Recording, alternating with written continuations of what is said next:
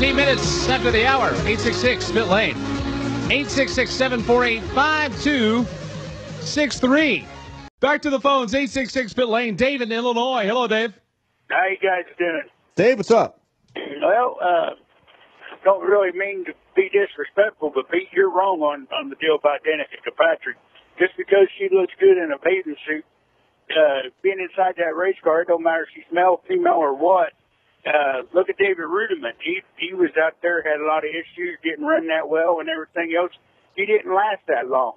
It's Danica's money that's kept her there, and I don't care what you say. Well, that's the point I just said, though, Dave. I said the fact is she's a marketing machine. You go to a company and say, I got Colwitt and I got Danica Patrick. Who do you think they're going to take the sponsorship for? The topic was about how people are staying and racing and everything. No. But the topic is, can a young driver get noticed running 30th in the Sprint Cup Series? Right. Can they? That don't have nothing to do with the money. That don't have nothing to do with the money. It should be based on their talent. Well, it's not, But it Dave. does have I mean, come on. It Don't has be, to do with the money. Dave, don't be naive. You know how this works. Come on. Yeah, you're right. It's not about their talent. It's about all the money. And what it is right now is you got this big influx of young drivers coming in and everything else. And it's kind of like all these owners are picking up these drivers with the money, and then once the money's gone, they're gone. And that's what it's kind of like. I agree. Yeah. I don't disagree with you on that, Dave. You're right about that. Yep. And that, look at Jeff Gordon when he first started out. How much stuff did he tear up and everything? Mm-hmm. Hendrick stuck with him and worked with him and made sure he had what he needed and everything. And it wasn't like it is now where But hang on a minute. But wait a minute. But with Gordon, there was the built-in sponsor thing already with DuPont. Jeff didn't have to bring DuPont to the doors of Hendrick Motorsports. They already had DuPont, and the two of them together picked out Jeff Gordon to go in that 24 car. Right. That doesn't happen this more. I mean, it happens on a very, very minute scale that you'll get a sponsor who will get locked onto a driver. The most recent is Chase Elliott and Napa Auto Parts. Yes. When Napa and Junior Motorsports got together / Hendrick and said, okay, who can we put in here? And they landed on Chase Elliott. Mm-hmm. Which, by the way, considering the controversy that they came off of and that little hiatus that they had in the sport, when you go with someone like Chase Elliott, when I talk about drivers who are not going to put you in a position to have to apologize, I'll put Chase Elliott in that category as well, right there with Jimmy Johnson. He's not going to, I don't, based on what I've seen so far and know him like I do, he's not going to put you in a position.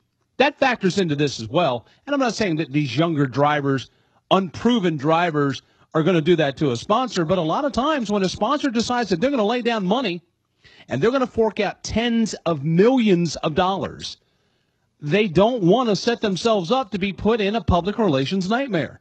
Some, I'm not going to say don't care, but some it's not as important as others. Some sponsors' image and perception is huge. And Lowe's is a family company. It's all about families. It's all about, husbands and wives and children and such.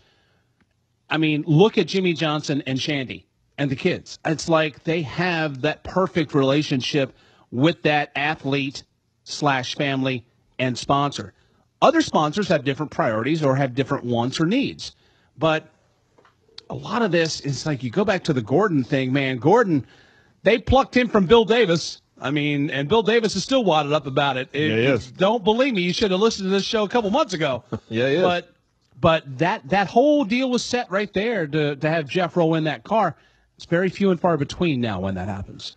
This is Dave the caller was right, outside of I disagree with the whole Danica bathing suit thing, but still, I'm talking about from a marketing perspective, you cannot argue the fact that she brings in the necessary dollars to keep that car on the racetrack. It is different today than it was back in the early 1990s. Folks, in the early 1990s, this sport in the Sprint Cup Series used to start 36 cars in every race.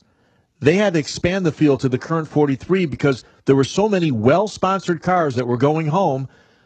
The sponsors of those cars were starting to say, well, why are we in this sport? The money was a lot more prevalent back there, and it was just because of the way the economy was. And quite frankly, it was because this sport was on an upswing, and companies realized that and got involved. Well, it's much more difficult today in 2015. It just is. And I think, again, to the point of the caller, Dave, yeah, we've got a lot of rides today that people are able to get if they can bring money to the table. And when that money runs dry, that ride isn't even there anymore for that particular driver. And I'll go back to what we talked about in terms of last year, Mike. 8 Rookie of the Year candidates, and I think 3 of them survived to the end of the year because of the situation we're discussing right now. Well, let's go from talking about drivers breaking into the sport and talk about drivers that are trying to make something break loose on the racetrack, therefore contributing to Pistol Pete's power rankings. Those are coming up after headline check number 3. Sirius XM Speedway. The days are gone where a competitor like Richard Petty would run 5 or 6 races with a broken neck. I do think it's indicative of a new, far improved attitude. I don't miss Darrell Waltrip out there with an erector set sticking out of his thigh. I don't miss Ricky Rudd taping his eyes open at Daytona. I don't miss days when our athletes feel like they have to do that to keep their job. 3 to 7 p.m. Eastern. Sirius XM NASCAR Radio, Channel 90.